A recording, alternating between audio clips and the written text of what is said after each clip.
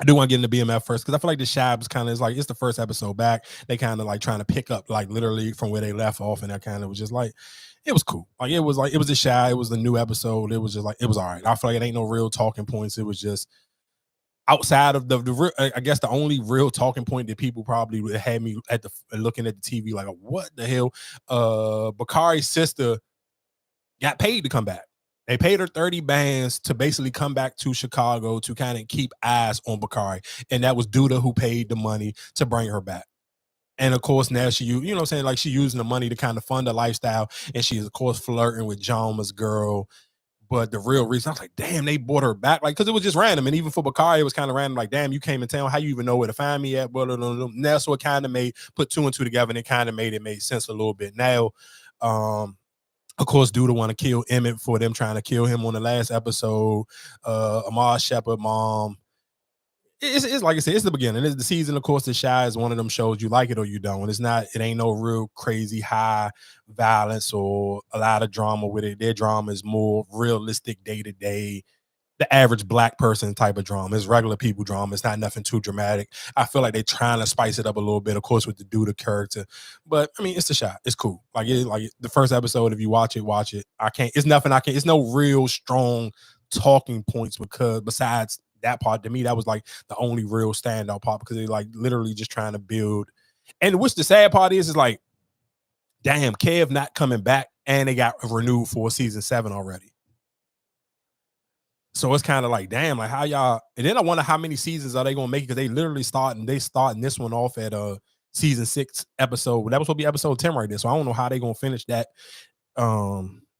Yeah, I don't know. We gonna see. But realistically, let's really get into the real deal of Vander Holyfield. BMF, the last matter of fact, before we get into BMF, and I wish I would have started this episode because we talk about Mother's Day. And this is how, matter of fact, this is how the conversation I had with my homegirl started off. She sent me a video of Lil Meech taking his mom and his grandma to the strip club for Mother's Day. Now, of course, not actually on Mother's Day because it happened on Saturday. And then it was a shoot. I can't forget what it was a shootout in Atlanta. I hate when people try to word it like it was Mother's Day. It happened on Saturday, dog. It didn't happen on Mother's Day. Mother's Day is actually Sunday. It happened Saturday night at the club. I hate when people do the times like that, bro. The next day to me don't start until like 5 a.m. So don't sit here and add whatever people with the club, like club let out at 3 o'clock. Like, yeah, I get it. It on the count, like on your phone, it's a new day, but it's not really a new day, bro. It's fucking Saturday night. Like, let's be serious. But anyway, he took his grandma and he took his mom to the strip club. My homegirl was like, I hate it here. Why everything got to be on social media? And I'm like, bruh, it's Lil Meech. His mother went to jail for fucking like she was a part of a goddamn RICO case. What are we talking about? Like, what? Like, I get it. If this was like some regular person, if she wasn't the mother of Meech and Terry, like, bro, she gave birth to Big Meech. So what are we talking about? Like, to explain to me what's the big deal about Lil Meech taking them to the strip club? Like, the word "make it rain" is a thing because of BMF. Like, to me, that's on brand for that family. That's on brand. Like, I'm not looking at this like I'm looking for, like, bro, she literally went to jail. If Meech didn't take these charges, his sister and his mother would still be in jail right now. He copped to charges to extra time. That's why he did more time than Terry, so his mom and sister wouldn't go to jail. What are we talking about?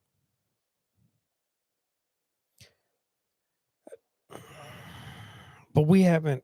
So like I said, I'm not following the whole Big Meech. No, I'm saying I'm not following the whole Big Meech. Like I don't know their stories and that much, but you took them to celebrate Mother's Day at the strip club. It just feel like why you even gotta broadcast it or even. Okay, so if you're saying because if this was a random person, he taking his mother and his grandmama to the strip club, you would have had something, be like, why the fuck is that? Okay, so no, listen to what I'm saying. I would agree with you if it was random people. When he's just going, and this is what I'm saying, for even everybody who haven't done their homework on BMF or the family like I have, if we just going off of what you have seen this last episode, though, how many episodes have you seen them take place in the strip club?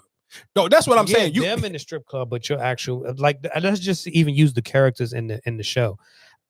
Why would you be taking especially Lucille right now, whatever position she is right now? Why would she be wanting to go to the strip club for Mother's Day? That still look like the way her character is. She's in the church and she, yeah. Okay, so that's why I'm just like, why are you taking them to the strip club for Mother's Day to celebrate? That's what I'm just looking at it as.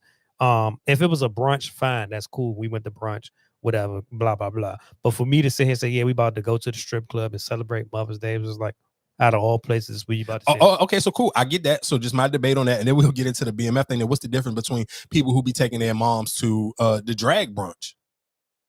Because it's a brunch, it's entertainment. It's entertainment. It is entertainment. They're not taking their clothes off. It's entertainment. You getting a good laugh. You eating whatever, blah blah blah. But you sitting here telling me I got my mother out here at 12 o'clock and at night out here, and like you said, whatever happened outside the club is just like no, that wasn't the same club. That was no, that wasn't the the same club. That's why I thought it was the same club. No, my bad. That wasn't the same club. My bad. It wasn't the same club.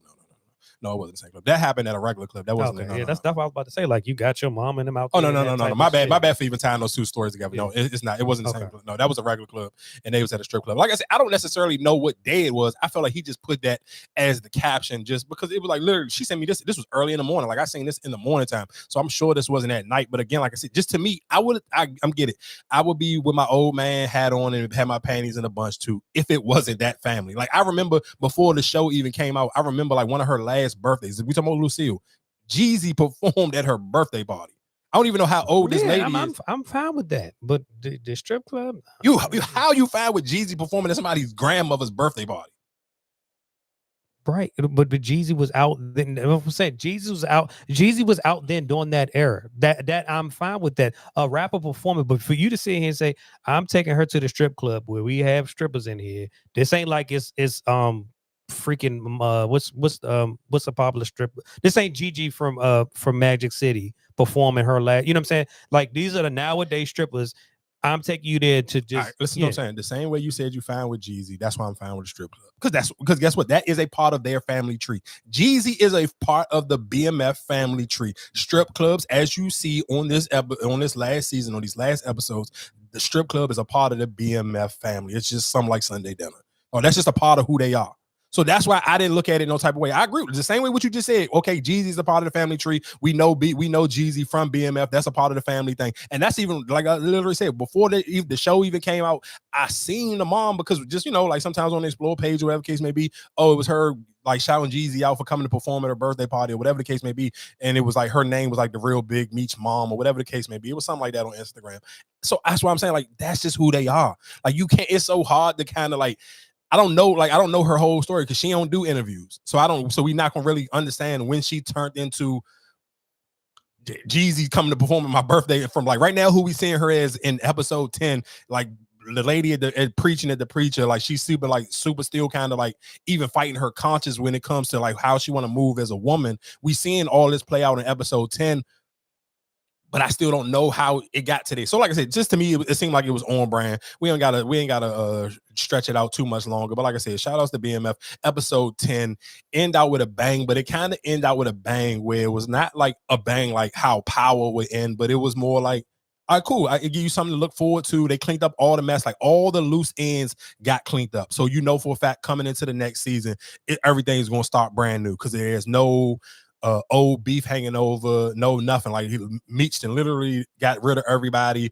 Officer Bryant got his return. I mean, his retaliation on Henry. Let's get into that real quick. I don't want to bounce off and I don't want to speed around. I do want to get in. One shout out to Bryant. Let's just talk about Bryant. Let's talk about how he got his lick back on Henry. Henry did end up, of course, going to jail, end up getting locked up because she ended up losing her mind, killing her dad. And of course, they had the wiretap, so they heard the whole thing play out, called the police coming in there while she trying to clean up the body, end up locking her up. She ended up going to jail, and then Brian posted. And the crazy thing is, I don't know if y'all remember the white lady who was the driver for Terry and his dad when they was trying to do the car service. She was the one who came and talked over the body when Henry was dying. Like, she was like, "Oh, your old friend of yours wanted to say, hey," whatever the case may be. That was her who sent that message. So I don't know if y'all remember that, but that's who that was. It was the white lady who was driving. I was wondering why they showed her in the beginning. At the beginning, and that's how they tied the two things in together. So that's why I like this episode, because it kind of just tied all the loose ends up. And I'm glad my man Hoops didn't die.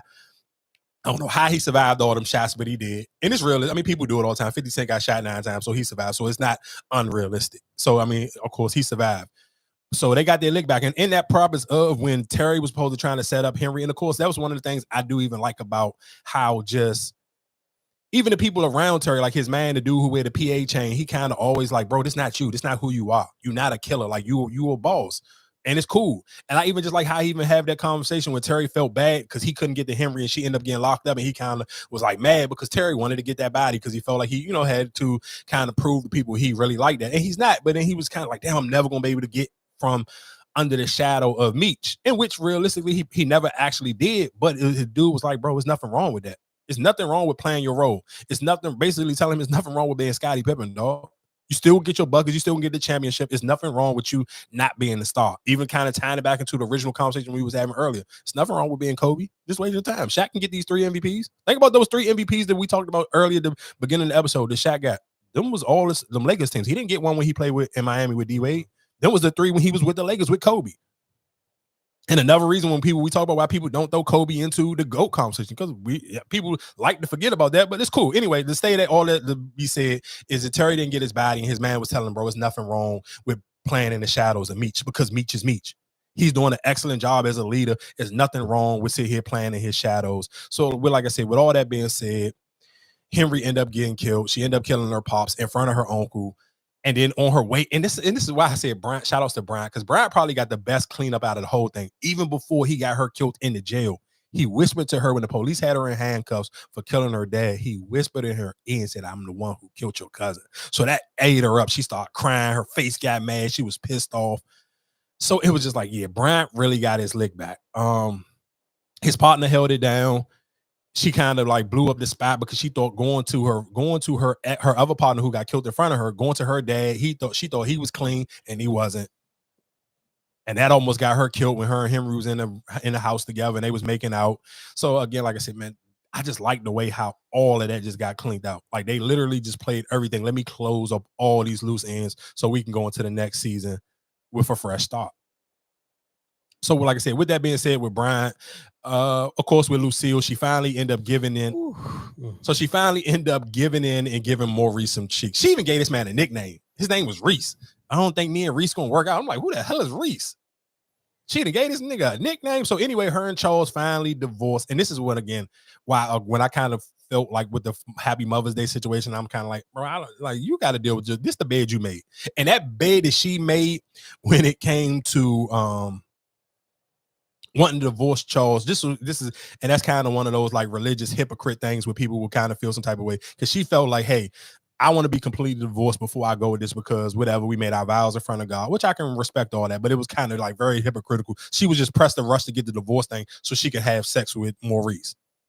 That's the part I kind of don't respect. So you hurry up, rushed, got divorced with him, and then when you're in the bed having sex, and she being super honest, and she telling him, and you could tell, and that's why sometimes you got to be careful when you're being honest, because you can tell when she was being honest, it started to turn him off a little bit.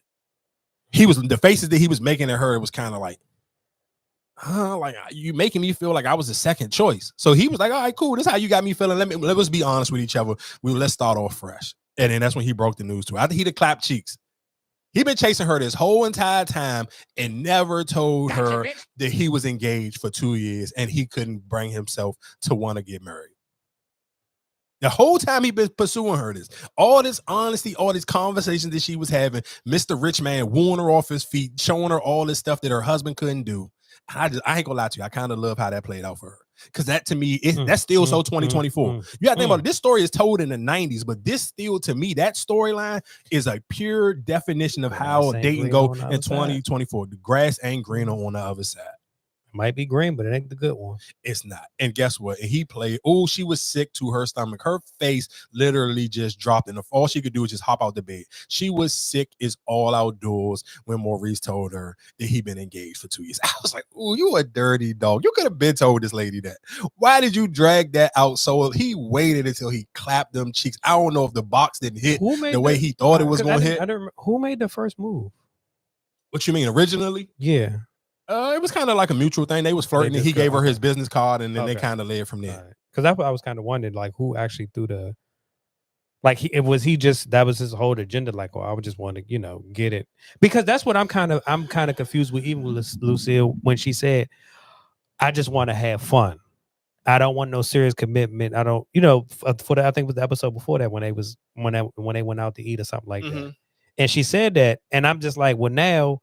He told you his situation is like, all right, well, I don't want to be with you. I don't want to be, being with a cheater or even being a second piece, but you was fine just a few weeks ago with just want to have fun. So I'm just like, even me personally, just looking at her is just like, your decision that you made, you think you made a better decision for you, but I feel like that decision you made probably is going to hurt you more than it hurt anybody. Right, of course it did, because you got to think about look at how her whole demeanor changed when he told her that, and then she want to go home to Charles, and she kind of just was like, I like the way she kind of spent it, but you can tell she was kind of, looked like on her face and her body language looked like she regret that she rushed to sign that divorce paper, because she made that decision off of, she wanted to just have a clear conscience so she can go be with Maurice. But realistically, you can tell like after he played her just to get the cheeks.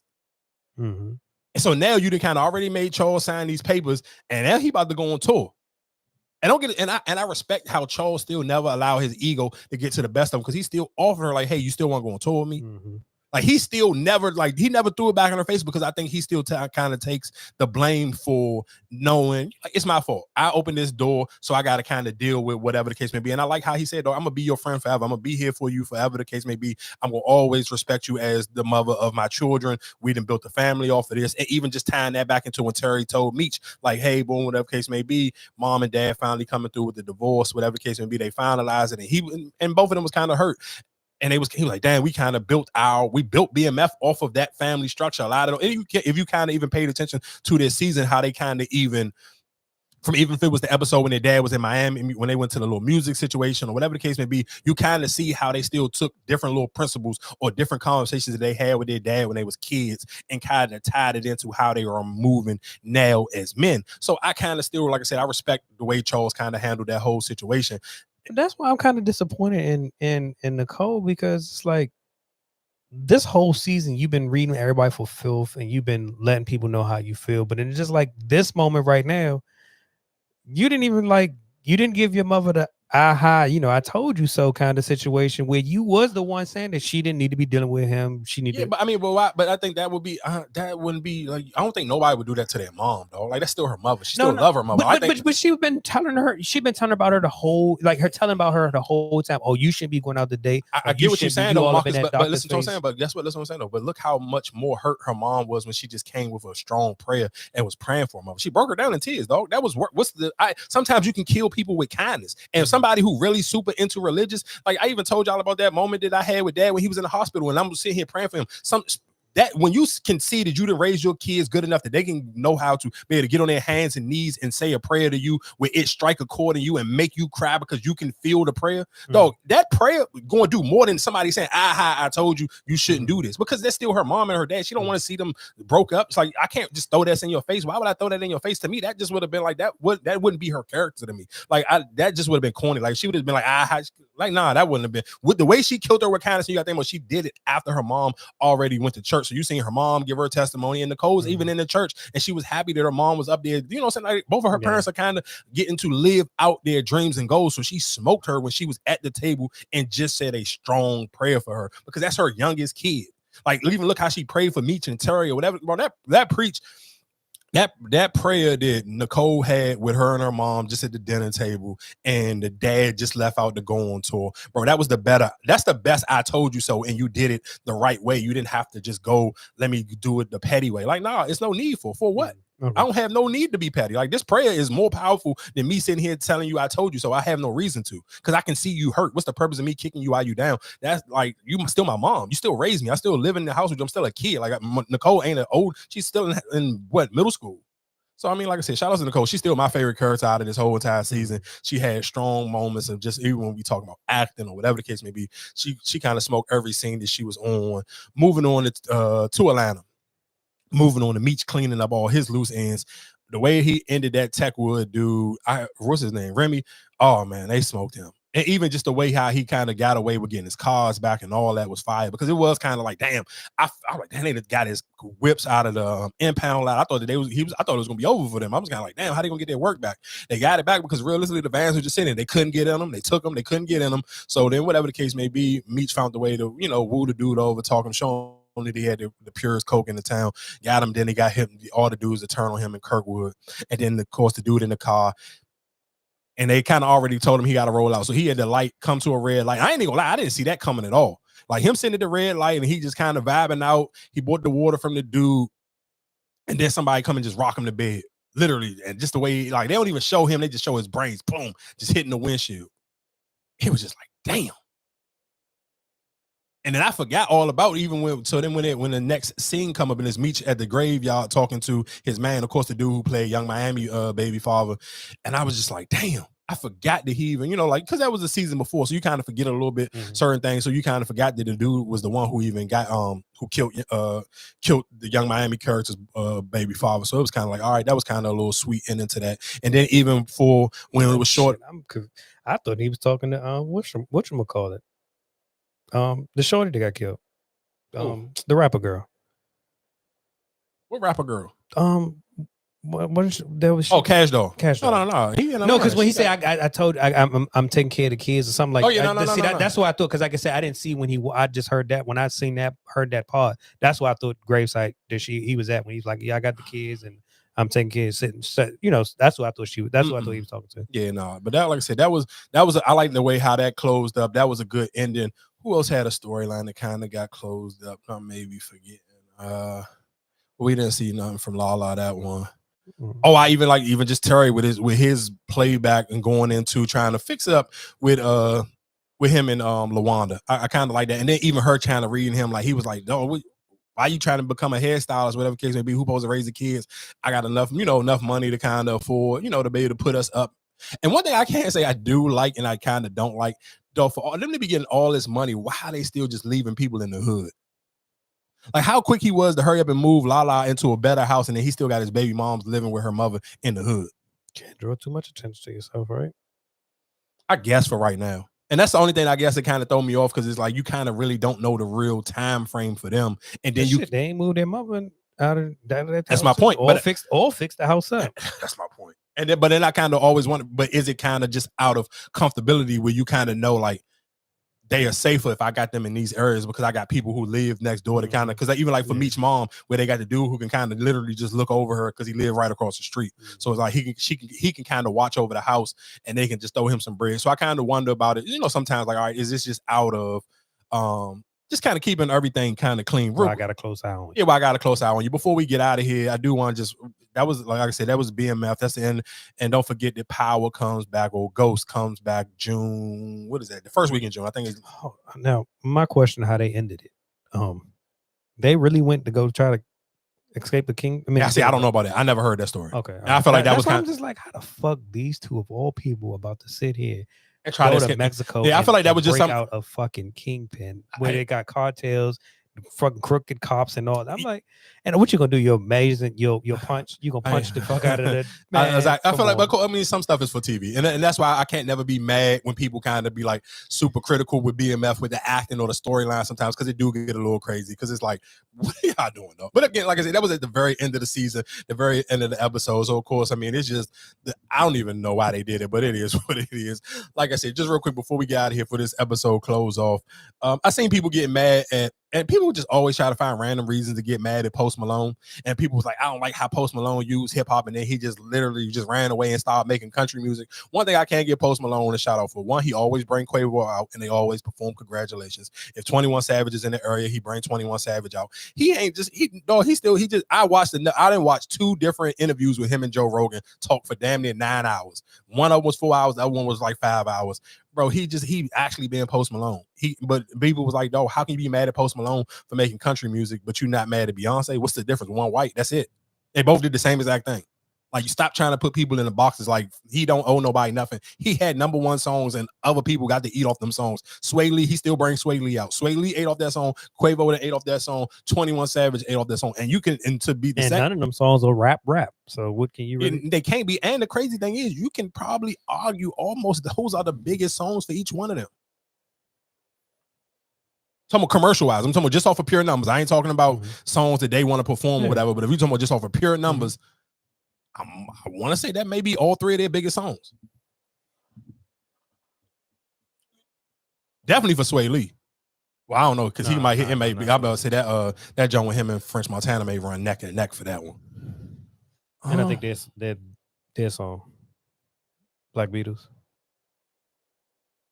I don't know that whatever that song, that Sunflower song 9 times platinum. I don't know how many. Oh, let that jump. It was cool. I don't necessarily know how big that. I don't know how big the I don't know how many times Black Beatles went platinum. And but I know the only, I think, yes, if we talking about Sway Lee, I think the only one that realistically probably be close is the French Montana. But for 21 Savage, I don't know if he got a song bigger than Rockstar. I'm talking about we just going off of numbers. I ain't saying nothing else. But if we literally just talk about numbers, I don't know. Quavo, you probably can argue maybe Versace or Bad and Bougie. What is the song with Quavo? Because I'm trying to think, what is the song with Quavo? Post Malone, Quavo. What song is that? Congratulations. Oh, that's with Quavo? Well, I thought it was somebody else. No, that's with Quavo. Okay. Yeah, I don't think he got no song by himself. No. Oh, Quavo by himself? Oh, hell no. I'm talking about just as the Migos as a group. Yeah, no. Him by himself, hell no. He don't have no bigger song than that. Not at all. And shout out to Candace Parker. Candace Parker was named, I forgot to talk about that when we was talking about the WNBA stuff. Candace Parker was named the president for Adidas, or the women's basketball jump. So that's a good look for her. Oh, and we forgot to talk about, I forgot to talk about Asia Wilson getting her own sneaker from Nike, as we was talking about this too. Yeah. That was kind of fire though. I'm not even gonna lie to you. It was fire, but it was kind of like, I feel like they did it just out of desperation. They kind of was smoking. That was nasty. What, for her to give her that sneaker? Yeah. That was nasty.